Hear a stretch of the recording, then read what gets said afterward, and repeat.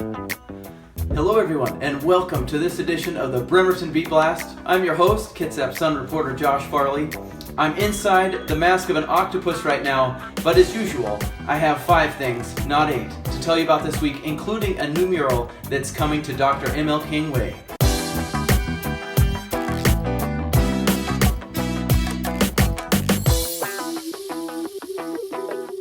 Again, welcome to this edition of the Bremerton Beat Blast, sponsored by the Admiral Theater.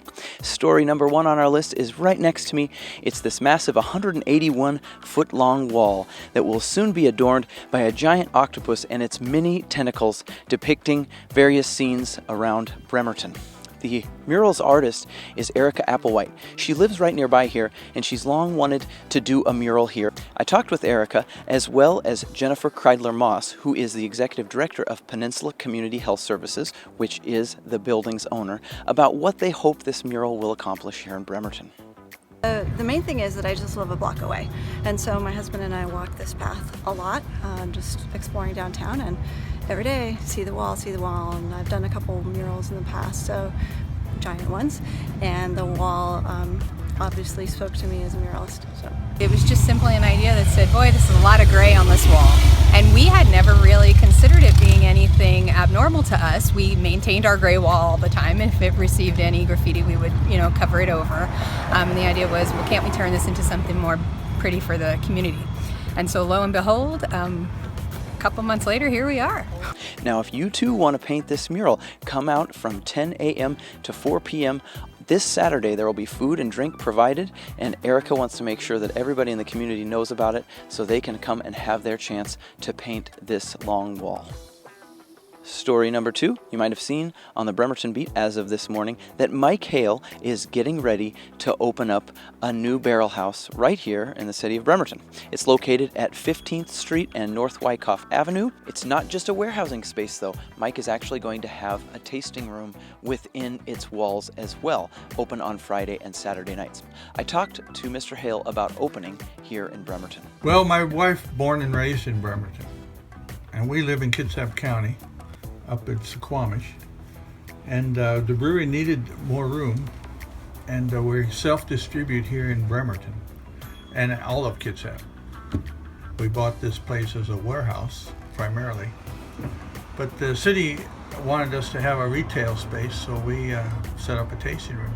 My motto has always been fresh local beer, so it makes no sense for us to expand and sell beer in California, say, because it's not fresh anymore, it's not local anymore. Story number 3 is somewhat connected to the barrel house that's opening at 15th and Wyckoff. You might have seen the cherry red London-style double-decker bus that's parked outside. Mike has long owned that. He brought it over here from England, put an American engine in it so it's a little easier to maintain, and on July 23rd, he'll be driving it between Manette and Bremerton as part of a downtown bus service. And I spoke with Carlos Jara, who is the owner of Toro Lounge, one of the participating venues, and what will be a fun night for all to be able to ride around on the bus. So for the $10, what does that get you? Well, that gets you a discount, that gets you a ride on the bus all evening long. Here you can start at any of the 8 participating bars and restaurants, and as the bus pulls up, you can cash out, hop on the bus, and go to the next venue. So you can do that all evening long. So think about the gray line in Seattle. This will be the red line, the Hales line in downtown Bremerton and Manette, July 23rd. And after we pay all the expenses for the event, the net proceeds will go to the Bremerton Food Line as our contribution for the participants. Story number 4. We're getting some new signals here in Bremerton at various intersections. There's 5 total, but I want to focus on one that's coming to 6th and High. Right now there's nothing at 6th and High, but Bremerton Public Works Director Chal Martin and his staff are changing that. They applied for and received some grant money to put in what's called a hawk signal. This will actually stop traffic so pedestrians can cross at that location.